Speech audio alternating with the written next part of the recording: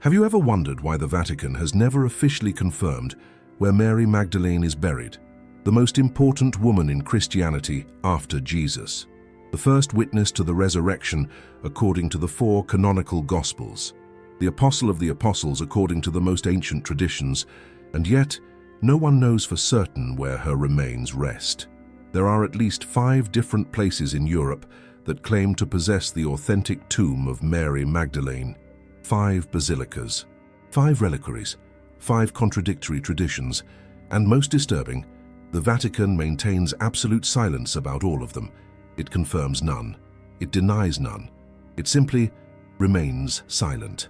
In Saint-Maximin-la-Sainte-Baume, France, a 13th century basilica houses what is supposedly Mary Magdalene's skull, along with other bones that were miraculously discovered in 1279. In Ephesus, Turkey, the Orthodox Church maintains that Mary Magdalene died there and was buried in a crypt that today remains sealed beneath a small chapel. In Vézelay, France, throughout the entire Middle Ages, thousands of pilgrims flocked to venerate the complete relics of Mary Magdalene until 1279, when Saint-Maximin claimed to have the true ones. Vézelay was discredited. But there's more. In the cave of Sainte-Baume itself, where according to traditions Mary Magdalene lived her last 30 years, there are persistent rumors of a secret tomb that has never been officially opened. And according to the Romani communities that venerate Black Sara, none of these places contain the true remains of Mary Magdalene. They speak of a sacred place known only to the initiated, 5 locations, 5 contradictory narratives, and a deafening silence from the Vatican that refuses to authorize modern scientific investigations at any of these sites. Why? When we know precisely where Peter, Paul, John, James are buried, why is there so much confusion, so much mystery, so much deliberate ambiguity about Mary Magdalene's resting place? The answer isn't simple historical forgetfulness, it's not lack of documentation, it's not archaeological coincidence, because the real location of Mary Magdalene's tomb reveals truths that the ecclesiastical institution has tried to keep hidden for nearly 2,000 years. Truths about who she really was, about her role in early Christianity, about her lineage, about the teachings she preserved until her death. Over the next few minutes, we're going to unravel this archaeological and theological mystery together. We'll examine the forensic evidence that contradicts official narratives. We'll explore leaked documents that reveal why the Vatican deliberately blocked scientific excavations. We'll decipher the hidden codes in the locations of the Black Madonnas that form a secret map, and we'll discover why, according to the most ancient traditions, Mary Magdalene's true tomb isn't exactly a physical place, but something much deeper and more transformative. Prepare yourself, because what you're about to discover will not only change your understanding of Christianity's history, it will change your understanding of why certain truths remain deliberately hidden to this day. To understand why the location of Mary Magdalene's tomb is so controversial, we first need to examine the 3 places that competed for the title of authentic tomb for centuries. And what you'll discover is that this competition wasn't merely religious. It was political, economic, and deeply strategic. Saint-Maximin-la-Sainte-Baume, France in 1279, Charles of Anjou, Prince of Salerno and future King of Naples, announced the miraculous discovery of Mary Magdalene's remains in the crypt of the Saint-Maximin Basilica. According to the official narrative, the remains had been hidden during the Saracen invasions of the 8th century and remained concealed for 500 years. But according to Dr. Jean-Yves Leloup, a historian specializing in Provençal Christianity at the University of Paris, the timing of this discovery was extraordinarily convenient. Charles of Anjou needed political legitimacy in the Provence region. He needed a reason for pilgrims and their donations to flow to territories under his control. He needed a sacred symbol to rival the relics other regions possessed, and conveniently, he discovered exactly what he needed. Anthropological analyses performed in the 20th century on the remains preserved at Saint-Maximin revealed something disturbing. The bones belonged to a Mediterranean woman from the 1st century. So far, everything matches. But there's a problem. The remains come from at least 3 different individuals, 3 distinct women whose bones were mixed and presented as a single Mary Magdalene. Ephesus, Turkey. The Eastern Orthodox Church maintains a completely different tradition.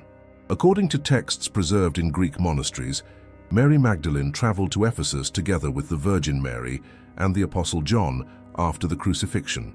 There she would have lived her last years and been buried in a crypt that, according to tradition, was transferred to Constantinople in the 9th century during the period of relic veneration. Dr. Margaret Starbird, a specialist in early Christian symbolism, investigated this tradition and found something fascinating. There is no verifiable archaeological evidence of this tomb in Ephesus, no inscriptions, no structures datable to the 1st century, no contemporary documentation confirming this tradition, only oral legends that emerged several centuries after the events they supposedly describe. Vézelay, France. Throughout the entire Middle Ages, from the 11th to the 13th century, Vézelay was one of the most important pilgrimage centers in Europe. Thousands of pilgrims traveled there each year to venerate the complete relics of Mary Magdalene that the abbey claimed to possess. The wealth flowing to Vézelay was immense. The abbey built a magnificent basilica. The monks lived in opulence. Vézelay's political power rivaled that of entire cities until 1279. When Charles of Anjou discovered the relics at Saint-Maximin, Vézelay instantly lost its status. Pilgrims stopped coming. Donations dried up. Did Vézelay's relics disappear? Not exactly. They were simply declared inauthentic by the same church that for centuries had promoted them as genuine. Do you see the pattern? Mary Magdalene's relics appear and disappear according to political and economic conveniences. They're miraculously discovered when some power needs legitimacy. They're discredited when that power no longer needs them. But here's the question. No one in the ecclesiastical institution wants to answer. If all these relics are authentic, how is it possible that Mary Magdalene was buried in 3 different places? And if only one is authentic, why has the Vatican never authorized modern scientific tests, DNA, carbon-14 dating, forensic analyses, to determine which one? The answer is as simple as it is disturbing, because the truth about where Mary Magdalene is really buried would reveal truths the institution prefers to keep hidden. We're living in days when prophecies are being fulfilled before our very eyes, but most people still walk in darkness, trapped in incomplete truths that have been carefully hidden from humanity for centuries. But the war of relics is only the surface of the mystery. What's truly disturbing isn't that there are multiple contradictory claims about Mary Magdalene's tomb. What's truly disturbing is that the Vatican has systematically blocked any attempt at modern scientific investigation that could definitively resolve the question. In 1998, Dr. François Bovon, professor of New Testament studies at Harvard University, formally requested Vatican permission to perform DNA analyses on the remains attributed to Mary Magdalene at Saint-Maximin. His proposal was scientifically rigorous. Compare the mitochondrial DNA of the French remains with samples from 1st century ossuaries found in Jerusalem to determine at least the geographical origin of the remains. The Vatican's response was brief and definitive. Not authorized. Material of extreme religious sensitivity. Why extreme religious sensitivity? If the remains were authentic, wouldn't it be a triumph for the Church to scientifically confirm their authenticity? In 2003, Dr. April DeConnick from Rice University tried a different approach. She requested permission to perform carbon-14 dating studies on textile fragments preserved with the Saint-Maximin remains. She even offered complete funding for the project and guaranteed that results would be shared first with ecclesiastical authorities before any publication. Again, denied, without detailed explanation. Just, the Church considers that these remains must remain unaltered by invasive scientific investigation. But here's what's fascinating. The Vatican had no problem authorizing scientific analyses of other saints' relics. The Shroud of Turin was subjected to multiple scientific tests. The supposed remains of St. Peter beneath St. Peter's Basilica were exhaustively studied in the 1960s.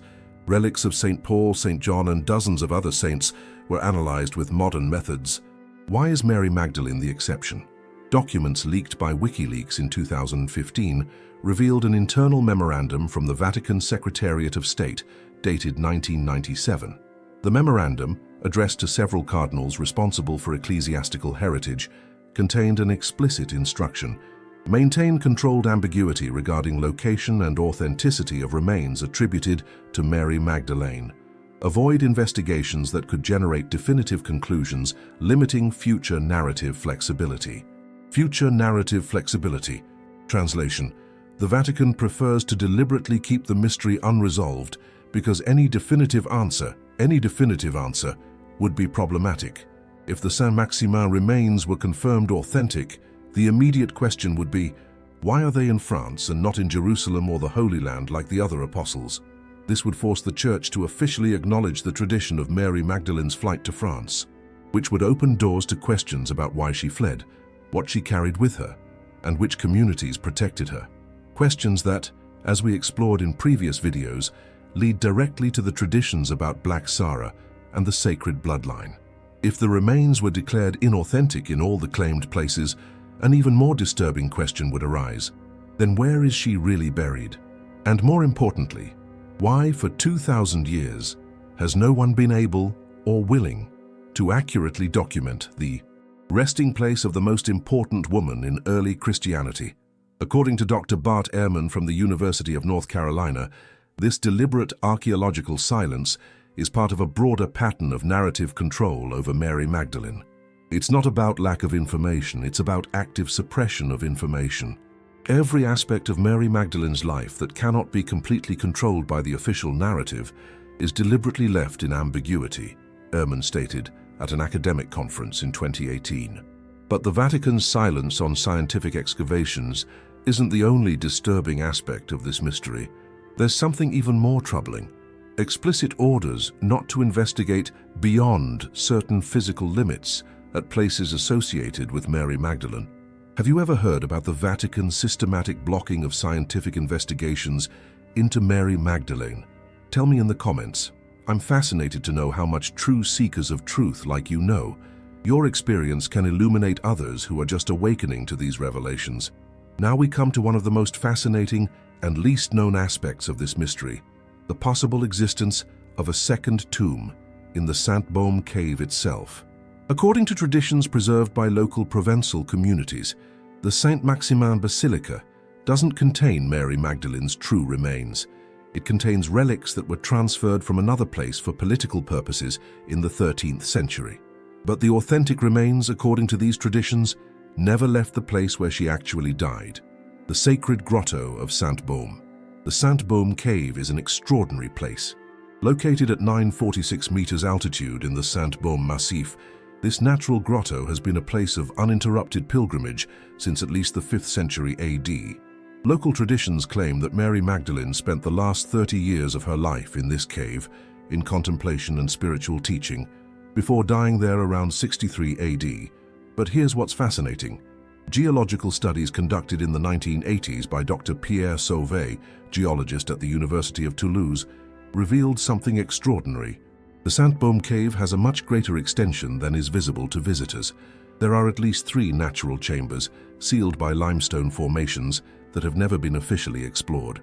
Dr. Sauvé requested permission in 1987 to conduct complete speleological explorations of these sealed chambers, using ground-penetrating radar technology to map the hidden extensions without need for invasive excavation. Permission denied by the ecclesiastical authorities who administer the site. The official justification: preservation of the site's sacred character. But internal documents leaked in 2012 revealed a different reason. In a memorandum from 1986, the bishop responsible for the site wrote to the French Episcopal Conference, excavations at Saint-Baume could reveal structures or materials that would complicate the current narrative about the Saint-Maximin remains. I recommend maintaining the cave as a devotional site without invasive archaeological investigation. Complicate the current narrative. What could complicate the narrative? The obvious answer: discovering evidence of a real tomb in the cave, which would immediately discredit the Saint-Maximin relics. But there's something even more intriguing in the local traditions about the cave. According to accounts preserved by families in the region who have lived there for generations, there was an oral tradition that the cave contained not only Mary Magdalene's tomb, but also documents she had preserved, the sacred texts that the saint guarded during her years of silence, according to the words of these traditions. In 1936, an elder from the region named Marcel Pagnol, the famous French writer and filmmaker, recorded in his personal diary a conversation with a local shepherd who told him about the manuscripts of the grotto that the monks hid when the soldiers came. The shepherd was referring, according to Panol, to events during the French Revolution when monasteries in the region were looted. Supposedly, the monks guarding Saint-Baume sealed certain chambers of the cave before fleeing, taking some relics but leaving what they couldn't move hidden in the depths. Are these traditions reliable? Difficult to know without direct investigation. But what is undeniably true is that ecclesiastical authorities have systematically rejected any scientific exploration of Saint-Baume's sealed chambers. Cathar traditions, preserved in documentary fragments that survived the Albigensian Crusade, speak specifically of the true tomb in the sacred mountain that contains the final testimony of the beloved. According to these traditions, the Cathars knew the exact location of this secret tomb and protected it as one of their most sacred secrets. When the Cathars were exterminated during the 13th century, this knowledge supposedly passed to even more clandestine communities that preserved it in absolute silence. The fact that these Cathar traditions specifically mention Saint-Baume and not Saint-Maximin as the place of Mary Magdalene's true rest is extraordinarily significant, because the Cathars were persecuted precisely for preserving teachings and traditions about Mary Magdalene that the official church considered heretical. But if the official tombs are questionable and Saint-Baume's secret tomb remains unexplored, is there any other way to determine where Mary Magdalene is really buried? According to esoteric traditions preserved in medieval builders' lodges, the answer is hidden in plain sight, in a geographical code formed by the locations of the Black Madonnas in France and Italy. The Black Madonnas are statues or paintings of sacred female figures with dark skin that appear in hundreds of churches and cathedrals in Europe, concentrated especially in France. For centuries, the official church tried to explain these images as simple darkening from candle smoke. But modern chemical analyses have demonstrated that many were deliberately carved in dark wood or painted with black pigments from their creation. They didn't darken, they were created black. And according to research by Dr. Ian Begg, specialist in the Black Madonna cult, these images are directly connected with Mary Magdalene. In her work, The Cult of the Black Virgin, Begg documents that more than 80% of the Black Madonnas in France are located in regions with strong traditions about Mary Magdalene's presence. And most fascinating, when you trace on a map the locations of the 50 most important Black Madonnas in France, they form a precise geometric pattern. A pattern that, according to esoteric researchers, functions as a coded map to the sacred resting place of the Magdalene. Dr. Louis Charpentier, the French architect and historian specializing in medieval symbolism, studied this pattern for decades. In his work, The Mysteries of Chartres Cathedral, Charpentier proposes that medieval builders, especially the Templars and their Mason lodges, used sacred geometry to encode information that couldn't be expressed openly. And the Black Madonnas would be geographical markers of hidden knowledge. According to Charpentier's analysis, 12 specific Black Madonnas form what he calls the Circle of the Magdalene, a geometric formation that, when you connect their locations, creates a 12-pointed star pattern. The exact center of this star is found in the Provence Mountains, a few kilometers from Saint-Baume, but not exactly in the main Saint-Baume cave. The geometric center points to a mountainous area southeast of the cave, in a region known locally as Le Rocher de la Magdalena, the Rock of the Magdalene. This area has never been archaeologically excavated. Preserved local traditions speak of this place as a sacred site that the region's ancient inhabitants avoided out of reverence, the mountain where the saint sleeps, according to the words of these traditions. In 1994, a group of independent researchers led by French writer Gérard de Sède tried to organize an archaeological expedition to Le Rocher de la Magdalena. They obtained preliminary permissions from the local government. They gathered ground-penetrating radar equipment. They prepared rigorous scientific protocols, but 3 weeks before the planned expedition, the region's ecclesiastical authorities intervened. They presented legal documents claiming that the area was part of religious heritage under ecclesiastical jurisdiction and that any excavation required diocesan approval. Approval never came. The expedition was cancelled. But most disturbing was what happened afterward. Team members reported being contacted by unidentified individuals who strongly advised them not to continue investigating the area. Gérard de Sède documented these events in his book, The Secret of the Black Madonnas, published in 1995, but the book was quickly withdrawn from circulation after legal pressure. The surviving copies are now rare collector's items. What is really at La Roche de la Magdalena that generates such a defensive reaction? Is it simply rocky terrain without archaeological importance? Or is it, as traditions and the Black Madonna Code suggest, Mary Magdalene's true resting place? The Romani communities that venerate Black Sarah have their own tradition about this place. According to Elder Jacques Durand, guardian of Romani traditions in the Provence region, the grandparents always knew where the First Mother rests. She's not where the priests say. She's where the stars marked her, on the mountain that guards secrets older than the churches. When asked specifically if he was referring to La Roche de la Magdalena, Durand smiled but didn't answer directly. There is knowledge that isn't spoken, only known, and those who need to know will know when their time comes. If these revelations are touching your heart deeply, I invite you to join our exclusive members club. Here you'll find a brotherhood of seekers who, like you, don't settle for incomplete truths. Become a member now. But the blocked attempt of 1994 wasn't the first, nor the most revealing. In 1958, 50 years earlier, an event occurred that was almost completely erased from public records, but reveals exactly why ecclesiastical authorities fear investigations into Mary Magdalene's tomb so much.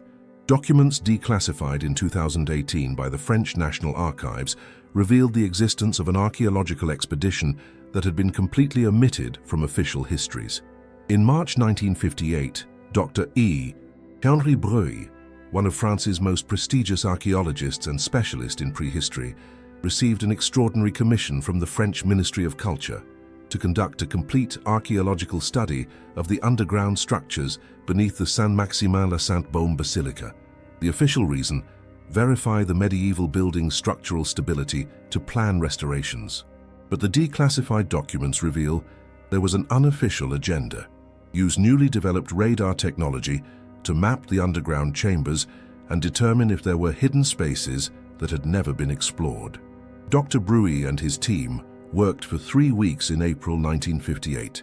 They used ground-penetrating radar equipment, cutting-edge technology for the time, and performed exhaustive subsurface mapping.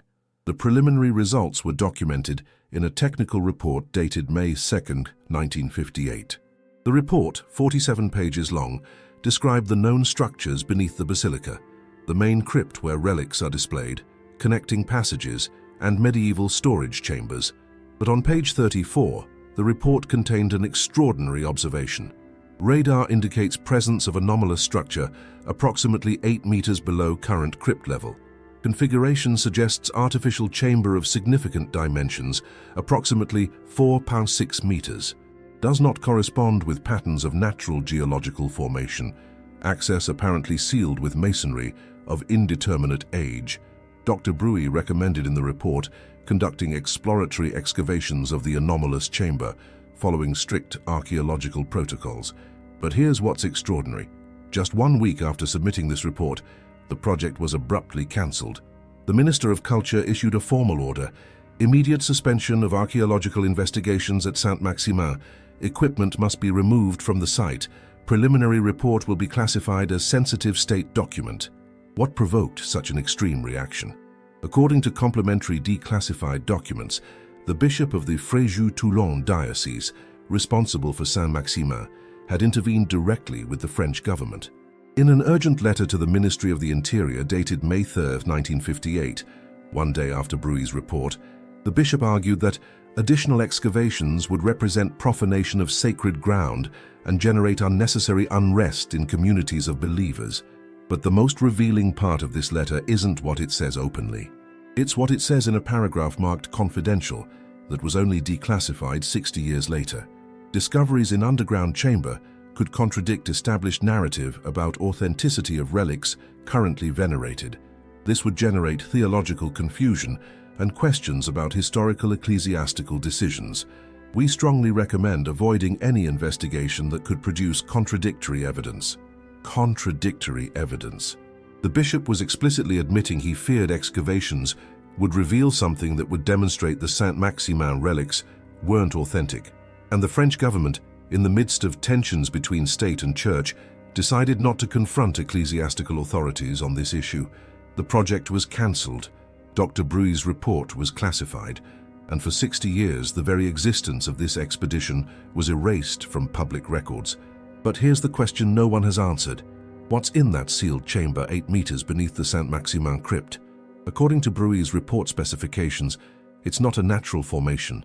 It's an artificial construction of significant dimensions. An earlier tomb? An original crypt that was sealed when the new relics were discovered in 1279? Or something completely different that ecclesiastical authorities feared would be discovered? Cathar traditions preserved speak of the false crypt and the true crypt at Saint-Maximin. According to these traditions, when Charles of Anjou needed political legitimacy in 1279, he didn't discover ancient relics. He transferred relics from another place, possibly from the Saint-Baume cave itself, and placed them in the Saint-Maximin crypt to create a pilgrimage center that would benefit his political interests. But according to these same traditions, Mary Magdalene's true tomb was never moved. It remains where she chose to rest in the sacred mountain under the protection of silent guardians. To this day, that anomalous chamber beneath Saint-Maximin remains unexplored. No excavations, no investigations, no answers, only deliberate silence that has lasted more than 60 years. If anyone knew the truth about her tomb, it would be them. But if ecclesiastical authorities have systematically suppressed investigations into Mary Magdalene's tomb, who preserved the real knowledge about her location? The answer takes us to the Romani communities of Europe, especially the guardians of traditions about Black Sarah. As we explored in previous videos, Black Sarah is venerated by Romani communities as the daughter or closest disciple of Mary Magdalene. Each year on May 24-25, thousands of Romani pilgrimage to Sainte-Marie de la Mer in southern France to honor Sarah. But what most visitors don't know is that this pilgrimage isn't just a religious celebration. It's also a transmission of hidden knowledge that's preserved from generation to generation among traditional guardians. According to Elder Jacques Durand, guardian of Romani traditions in Provence, the pilgrimage to Sarah isn't just to honor her memory. It's to remember where the first mother is, to keep alive the knowledge that the priests tried to erase. In interviews conducted by independent anthropologists in the 1990s, several Romani elders spoke about knowledge preserved in the songs of the path, oral traditions transmitted only from grandparents to selected grandchildren. These songs, sung in ancient Romani, contain coded geographical references that supposedly mark the path to the saint's true rest. Dr. Claire Ozias, French anthropologist specializing in Romani culture, documented some of these songs in her work, The Hidden Traditions of the Romani of Provence. One of the translated songs includes these verses: where 3 waters meet beneath ancient rock, where summer sun marks the door at noon, there sleeps Sarah's mother, guarded by silent stones, far from churches that lie with gold and false bones. Where 3 waters meet beneath ancient rock. Interviewed Romani elders refused to explicitly explain this reference, but geographers who studied the Sainte-Baume region identified a specific place that matches this description. In the mountains southeast of the main Sainte-Baume cave exists a geological formation where 3 underground streams converge beneath a massive rock structure known locally as Le Rocher des Trois Sources, the Rock of the 3 Springs. This place is less than 2 kilometers from the point that the Black Madonna Code identifies as the center of the Circle of the Magdalene. Coincidence? Romani traditions are even more specific about why Mary Magdalene wasn't buried in any official place controlled by the church. According to these traditions, Mary Magdalene knew before dying that the ecclesiastical authorities consolidating their power would try to control her memory and legacy. Therefore, according to the preserved songs, she deliberately chose a resting place that couldn't be easily found by those who didn't have eyes to see and heart to understand. The first mother said, "Don't seek me in stone temples built by men of power.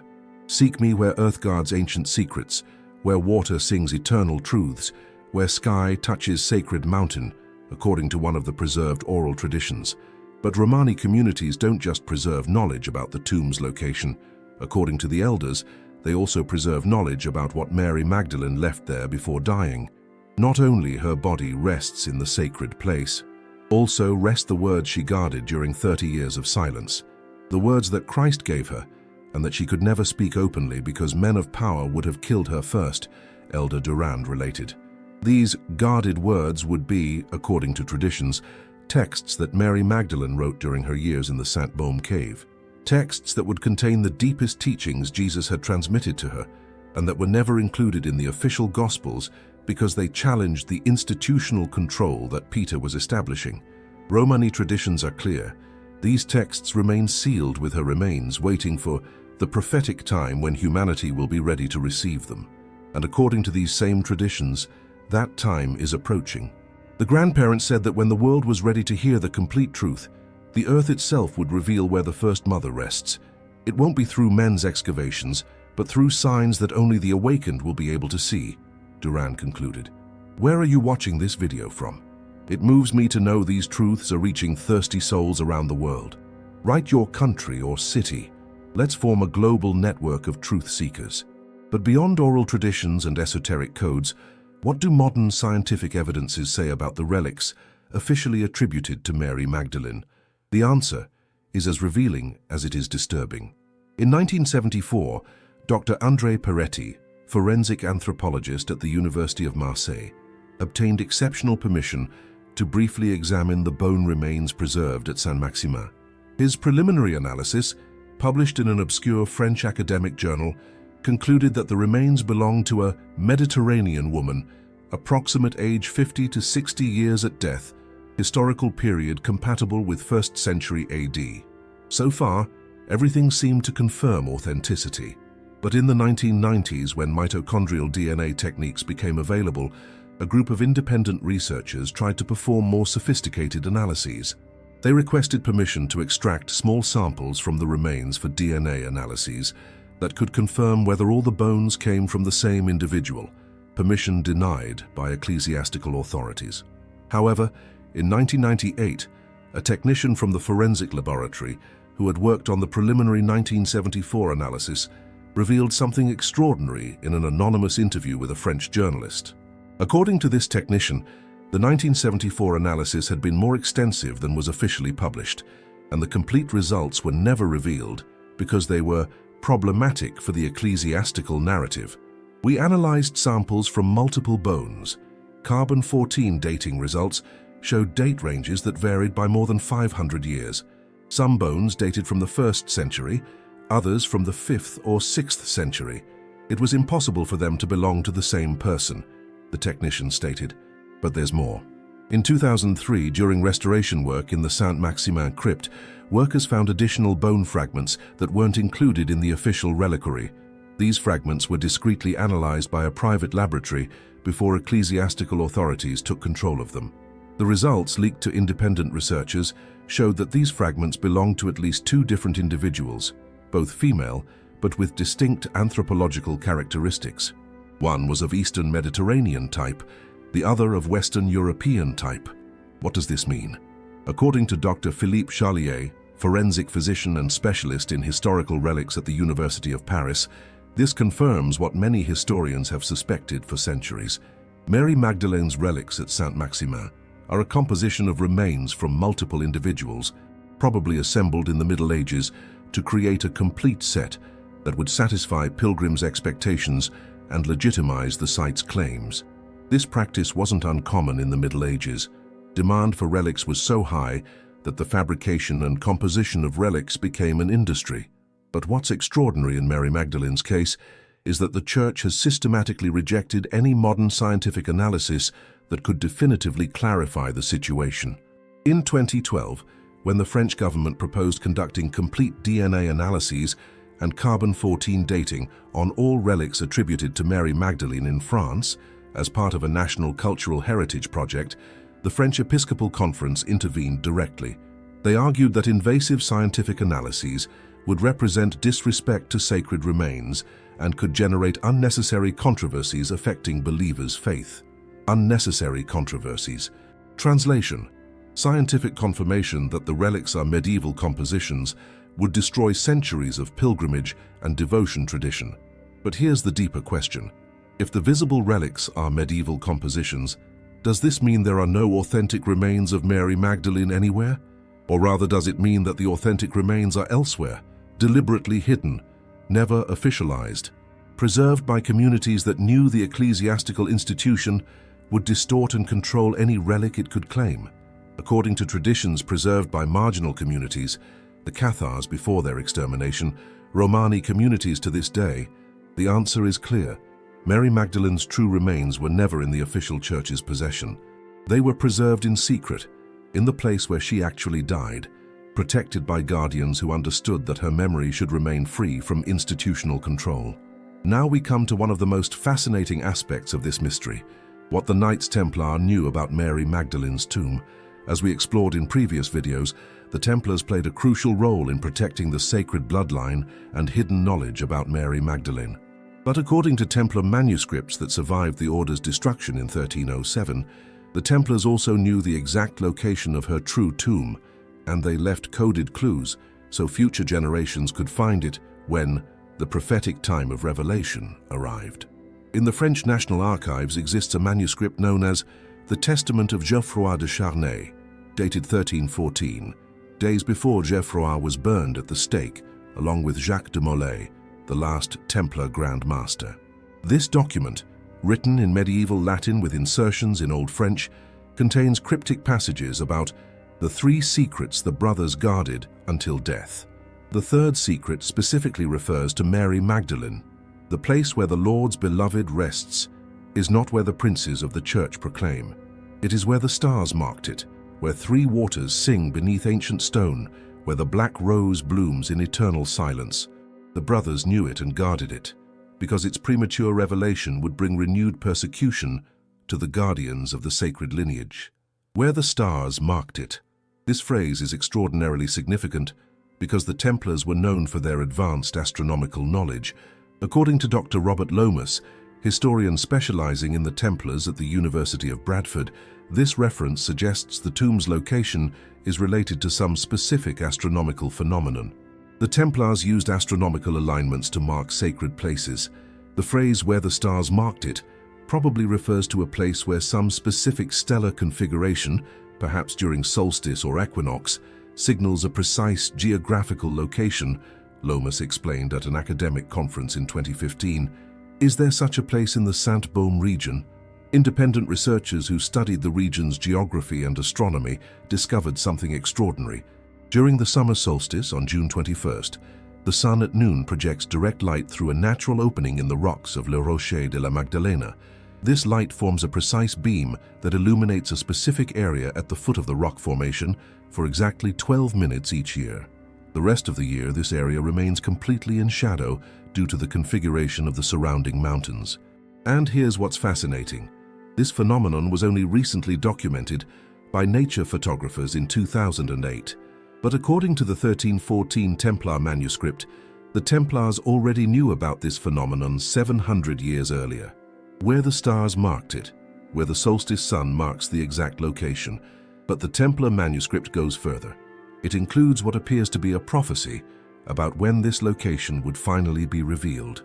The secret of Magdalene's empty tomb will remain hidden until the time of final awakening comes, when the children of light recognize the signs, and the earth itself reveals what it has guarded for centuries.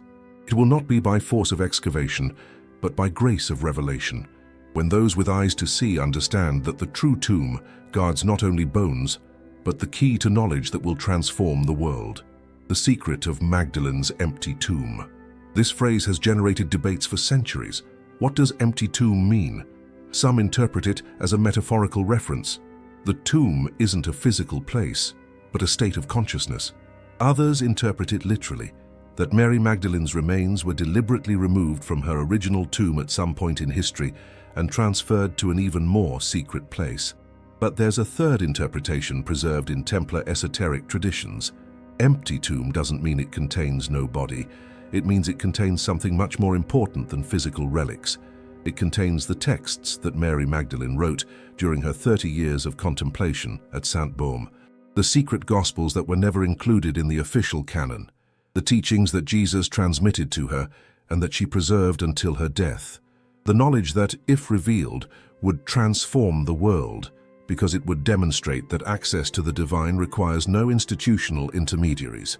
According to the Templar manuscript, this knowledge was sealed with her remains, waiting for the time of final awakening, when humanity would be ready to receive it without it being suppressed again by institutional powers. And here's what's most extraordinary. The manuscript suggests the Templars themselves never opened that tomb. They knew of it, they protected it, but they didn't violate it. The brothers were guardians, not profaners. They knew where the beloved rests and left her rest intact, trusting that when the prophetic time came, those destined to reveal the truth would be guided to it. Have you ever felt that there's deeper spiritual knowledge waiting to be discovered? Have you ever intuited that Jesus' teachings were more complete than official texts reveal? Share your experience in the comments. Your intuition may be exactly the guide others need for their own awakening. But everything we've explored so far, the contradictory tombs, the blocked excavations, the Templar codes, the Romani traditions, could seem interesting speculation if not for an extraordinary document that was leaked in 2019. An internal Vatican memorandum that explicitly confirms the Church deliberately maintains ambiguity about Mary Magdalene's tomb for reasons of strategic narrative control. This document, dated March 15, 2017, was part of internal communications from the Congregation for the Doctrine of the Faith, the Vatican body responsible for defending Catholic doctrine. It was leaked to WikiLeaks by an anonymous source within the Vatican and published in July 2019, generating only minimal media coverage because it was quickly eclipsed by other Vatican scandals from that period. But its content is explosive. The memorandum, addressed to the Vatican Secretary of State, responded to an inquiry about how to handle a UNESCO request to conduct a complete scientific inventory of all significant historical relics under ecclesiastical custody in Europe. The response from the cardinal responsible for the Congregation for the Doctrine of the Faith included this extraordinary paragraph. Regarding relics attributed to Mary Magdalene, we recommend maintaining a posture of controlled ambiguity. Scientific confirmation of authenticity of any specific relic would generate the following complications. 1. Questions about why other relics are not authentic. 2. Renewed interest in original burial location and circumstances of death. 3. Demands for access to texts and traditions associated that currently remain outside public reach. Denial of authenticity would generate one faith crisis in communities that have venerated relics for centuries. 2. Questions about Church's historical judgment. 3. Demands for explanation about why Church permitted veneration of false relics. Therefore, we recommend maintaining ambiguity. Neither scientifically confirm nor deny. Invoke mystery of faith when pressed. Maintain controlled ambiguity. Renewed interest in original burial location and circumstances of death. Texts and traditions associated that currently remain outside public reach. The document is explicitly admitting that the Church knows there's confusion and inconsistency about Mary Magdalene's relics. This confusion is deliberately maintained as strategy. There's specific fear that investigations into her tomb would lead to revelations about texts and traditions the Vatican prefers to keep hidden. Ambiguity serves narrative control purposes, but the document goes even further. In a paragraph marked strictly confidential, the Cardinal wrote, "We must remember the lessons of Nag Hammadi, 1945, and the Dead Sea Scrolls, 1947. When alternative texts emerge with archaeological authority, they generate massive questioning of official narrative, requiring decades of damage control. Any discovery related to Mary Magdalene's burial could potentially include textual materials that, according to historical traditions we know but don't publicize, she would have preserved during her final period. Such materials would be extremely problematic for maintaining established doctrinal coherence. Historical traditions we know, but don't publicize. The Vatican is admitting it knows traditions about Mary Magdalene that it deliberately doesn't make public. Textual materials she would have preserved during her final period. They're admitting there are traditions about texts written by Mary Magdalene that were preserved with her body. Extremely problematic for maintaining established doctrinal coherence. They're admitting these texts, if discovered, contradict official doctrine. This is the most revealing document to emerge from the Vatican about Mary Magdalene in decades. because it's not speculation from outside researchers. It's not interpretation of ambiguous traditions. It's direct admission from ecclesiastical authorities that they know more than they publicly reveal. They deliberately maintain ambiguity as control strategy. They specifically fear what could be discovered if scientific investigations proceeded without restriction. They recognize there are texts attributed to Mary Magdalene that the Church doesn't want found. Dr. Bart Ehrman, when asked about this document in a 2020 interview, stated, "This memorandum confirms what many historians have suspected for decades, that the Church possesses information about early Christianity figures, especially women like Mary Magdalene, that it considers too dangerous to reveal publicly. It's not about lack of information, it's about active suppression of information." But there's something even more disturbing in this document. On the last page, there's a handwritten note added by another cardinal, apparently commenting on the memorandum. "I agree completely. Magdalene must remain in controlled ambiguity. The brothers of the 13th century understood this when they created the current narratives. Our responsibility is to maintain what they established.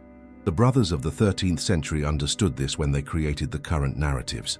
This note is admitting that the narratives about Mary Magdalene's relics were deliberately created, not discovered, in the 13th century, admitting that the current confusion isn't historical accident, but intentional design. And now that we've explored the mystery of Mary Magdalene's tomb, it's time to connect all the pieces we've discovered through this video series, because the location of her tomb isn't an isolated mystery. It's the final piece of a larger puzzle about who Mary Magdalene really was and why her truth was so brutally suppressed. In our first video of this series, we explored the sacred bloodline, the children of Jesus and Mary Magdalene, especially Black Sarah, and how this lineage was protected through centuries by Cathars, Templars, and Romani communities. The question that arose then was, if Mary Magdalene carried Christ's descendants with her when she fled to France, where did her life end? Where is she buried? Now we understand why this question is so dangerous for the ecclesiastical institution, because confirming the real location of her tomb would force the Church to acknowledge the traditions about her flight to France. And acknowledging her flight to France means acknowledging the traditions about why she fled, because she carried the sacred lineage that authorities in Jerusalem wanted to eliminate. In our second video, we explored the three contradictory versions about how Mary Magdalene died: natural death in Ephesus according to Orthodox tradition, martyrdom in Rome according to apocryphal texts, or assassination ordered by Christian authorities according to Cathar traditions. Now we understand these three versions exist precisely because the real truth was deliberately obscured. The Ephesus version presents her as pious but subordinate figure, living peacefully under the shadow of John the Apostle, acceptable to male hierarchy. The Rome version presents her as valiant martyr, but finally silenced by pagan persecutors, heroic but without continuing voice. The Cathar version presents her as threat so dangerous she had to be eliminated by Christian authorities themselves, too disturbing to be officially acknowledged. But according to the evidence we explored in this video, the truth is probably different from all three versions. Mary Magdalene didn't die in Ephesus nor Rome, nor was she assassinated in conspiracy. She died naturally after 30 years of contemplative retreat in the Sainte-Baume cave, where she wrote and preserved the teachings Jesus had transmitted to her. She died surrounded not by ecclesiastical authorities, but by the community that had protected her, the guardians of the sacred bloodline. And she was buried not in any place that could be controlled by the ecclesiastical institution, but in a secret place known only to those initiated in the deepest traditions. This place, according to all the evidence we explored, is in the Provence Mountains, probably in the Le Rocher de la Magdalena region, marked by the Black Madonna Code, signaled by astronomical alignments known to the Templars, and guarded in oral traditions by Romani communities, not in an official basilica, not in a crypt controlled by priests, not in any place where her memory could be manipulated by power institutions, but in the earth itself, in the sacred mountain, where according to traditions, the stars marked her and the waters sing her eternal memory. And along with her body, according to these same traditions, rest the texts she wrote during her last 30 years. The secret Gospels never included in the official canon, the teachings about direct knowledge of the divine that threatened the need for institutional intermediaries. the words that, according to the Templar manuscript, would transform the world if revealed. This explains why the Vatican maintains controlled ambiguity about her tomb, because finding her true tomb would potentially mean finding these texts. And finding these texts would mean confirmation that Mary Magdalene wasn't the repentant sinner the Church invented in the 6th century. She was the spiritual master who preserved Christ's deepest teachings until her death. She was the guardian of the sacred lineage the institution tried to erase. She was the bearer of knowledge that 2,000 years later still represents a threat to power structures dependent on controlling the spiritual narrative. In our third video, we explored converging prophecies between Mayan and hidden Christian traditions and how these prophecies speak of a time of awakening when fragmented truths would reunite. Now we understand that revelation of Mary Magdalene's tomb is part of this prophetic awakening, not as simple archaeological curiosity, but as catalyst for deeper understanding about the nature of original Christianity before its institutionalization. The preserved traditions, both Cathar and Romani and Templar, speak of the tomb's location being revealed when the time of final awakening comes, not through human excavation efforts, but because the earth itself will reveal what it has guarded for centuries, when those with eyes to see are ready to receive the truth. And according to all the signs we explored in this series, accelerated archaeological discoveries, leaking of classified documents, collective spiritual awakening, that prophetic time is here. Mary Magdalene's tomb won't remain hidden much longer, not because archaeologists will excavate it by force, but because collective consciousness is reaching the level where truth can no longer be suppressed. But now we come to the deepest revelation of all, one that completely changes our understanding of what Mary Magdalene's tomb really means. Because according to the most ancient esoteric traditions preserved by guardians of hidden knowledge, Mary Magdalene's true tomb isn't exactly a physical place containing bones and relics. It's a spiritual key, a portal of consciousness, a symbol of inner transformation. Hermetic Christian traditions speak of Magdalene's tomb as a state of spiritual initiation, the moment when the seeker awakens to the truth that the divine dwells within, not in external institutions. According to preserved Gnostic texts, Mary Magdalene taught that the tomb of the old self must be opened so the inner Christ can resurrect, and her own physical tomb, according to these traditions, was intentionally left unmarked, without monuments, without official identification, precisely to teach this final lesson. Don't seek truth in external places. Don't venerate physical relics. Don't depend on sacred tombs or institutions that control access to the divine. Seek truth within yourself. Elder Jacques Durand, guardian of Romani traditions, explained this with simple but profound words. People ask, "Where is the first mother buried?" And we answer, "She's buried where you bury her." If you bury her in your fear and your need for others to tell you what to believe, then she remains dead to you. But if you resurrect her in your own awakening, if you hear her voice in your heart, then she never died. She's alive in you. This doesn't mean there's no physical tomb. The evidence we explored strongly suggests her remains are somewhere in the Provence mountains, probably near Le Rocher de la Magdalena, but it means that obsession with finding the physical tomb can distract us from understanding her true legacy. Mary Magdalene didn't want her memory preserved in relics, venerated in basilicas controlled by power institutions. She wanted her memory preserved in the living experience of each soul that awakens to its own divine nature. According to the Gospel of Mary, one of the Gnostic texts found at Nag Hammadi, Mary Magdalene taught, "The Savior said, 'There is no sin, but it is you who make sin when you do things of the nature of adultery, which is called sin. That's why the good came among you, to the essence of every nature, to restore it to its root. Restore it to its root. Return each soul to recognition of its divine origin.'" That was Mary Magdalene's central teaching. Not that we needed external salvation, but that we needed internal awakening to what we always were. And her tomb, both physical and symbolic, represents this same message. The physical tomb remains hidden, because that's not the point. The point isn't to venerate her bones, but to awaken to her teachings. The symbolic tomb is in each of us. It's the place where we bury our false identity separated from the divine, so our true nature as bearers of the sacred spark can resurrect. Cathar traditions spoke of this as the secret of the empty tomb, not empty because it contains no body, Empty because it transcends the physical, empty of illusion, full of truth. And here's the prophetic fulfillment all traditions point to.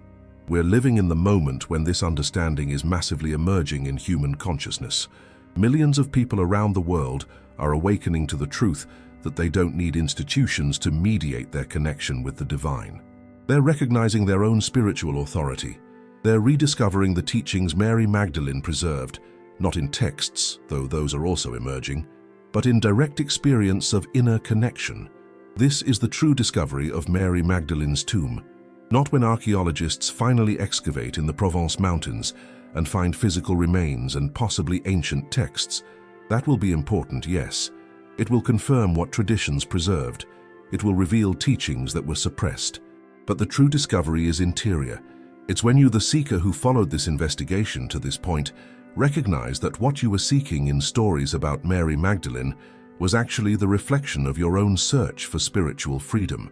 You were seeking permission to trust your own direct experience of the divine. You were seeking confirmation that you're not crazy for questioning official narratives. You were seeking community of others who feel the same call to awakening. And all of this, permission, confirmation, community, doesn't come from finding a physical tomb in France. It comes from awakening to the symbolic tomb within you. It comes from recognizing that you are the temple, you are the bearer of truth, you are the continuation of the sacred lineage, not in genetic sense, though some may have that connection too, but in spiritual sense. Because if Mary Magdalene carried Christ's lineage, and if that lineage represents the divine spark dwelling in human form, then we're all bearers of that lineage when we awaken to our true nature. This is the final revelation the search for her tomb teaches us, not where she's physically buried, though evidence points to the Provence mountains, but what her burial means for our own spiritual awakening. She was buried far from institutional control to teach us that spiritual truth cannot be controlled by institutions. She was buried in secret place known only to initiates, to teach us that deepest knowledge comes from inner experience, not external authorities. She was buried with her sacred texts to teach us that the most important words aren't in official books, but in the living book of our own awakened consciousness. And she remains without official tomb, without confirmed relics, without institutionalized pilgrimage place, to teach us we don't need to pilgrimage to external places. The real pilgrimage is interior, to the tomb of false identity, to the resurrection of true nature, to the awakening Mary Magdalene lived, taught, and preserved until her last breath. Throughout this video, we've explored evidence about where Mary Magdalene might be physically buried. We've seen how the Vatican deliberately maintains ambiguity about her tomb. We've discovered codes in Black Madonnas, Romani traditions, Templar manuscripts, and classified documents. Everything points to the Provence mountains, to a secret place that remains officially unexplored. And it's likely that at some point, perhaps soon, that place will finally be discovered. When that happens, it will be one of the most significant archaeological finds in Christianity's history. It will confirm traditions preserved for 2,000 years despite brutal persecution. It will possibly reveal texts written by Mary Magdalene that will change our understanding of early Christianity. It will demonstrate that marginal communities, Cathars, Templars, Romani, preserved truths the official institution tried to erase. It will be a moment of vindication for all who were persecuted, tortured, and executed for preserving these truths. But that exterior discovery will only have true meaning if accompanied by interior discovery.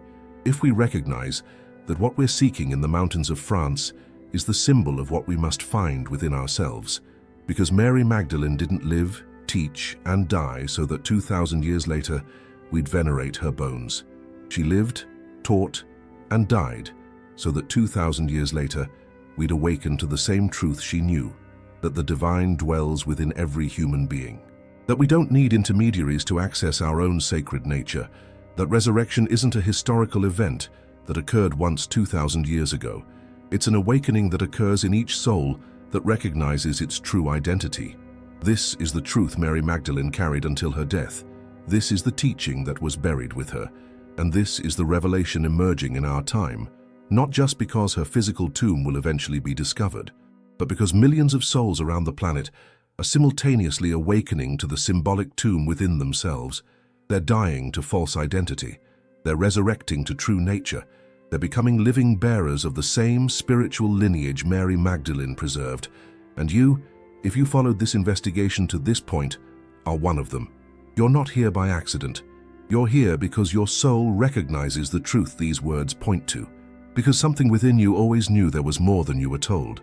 Because you're part of the collective awakening prophesied for millennia.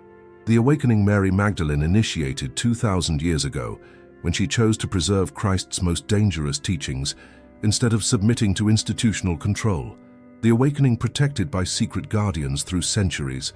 The awakening reaching its critical point in this moment of history. And now the question isn't just where Mary Magdalene is buried. The question is, where have you buried your own spiritual truth? What part of your divine nature have you allowed to be buried under layers of conditioning, fear, and dependence on external authorities? And are you ready to excavate that interior tomb and allow your true self to resurge? Because that's the real call this mystery offers us. Not just to solve a fascinating historical enigma, but to awaken to the living truth this enigma symbolizes. Mary Magdalene is buried in the mountains of France, yes, but she's also alive in every heart that awakens to her teaching. She's dead in institutions that tried to control her memory. But she's alive in communities of seekers who honor her legacy by living the truth she taught. Her physical tomb will remain hidden until collective consciousness is ready to receive it with the reverence it deserves. But her symbolic tomb, the death of false self and resurrection of true nature, is available to you right now, in this moment, in this awakening. This is the final revelation about Mary Magdalene's forbidden tomb. It's not just a place in France waiting to be excavated. It's a state of consciousness waiting to be attained. And that awakening doesn't wait for archaeological discoveries. It waits only for your willingness to look within yourself with the same courage Mary Magdalene had to preserve truth against all powers that tried to silence her. That courage lives in you. That awakening is calling you. And the tomb, both hers and yours, is waiting to be opened, so that what was buried for so long can finally resurrect in history and in your heart. Thank you for accompanying me on this extraordinary journey through the mystery of Mary Magdalene's tomb. Thank you for having the courage to question. Thank you for having the bravery to seek truth beyond official narratives. And thank you for being part of the global awakening transforming humanity's consciousness in this prophetic moment.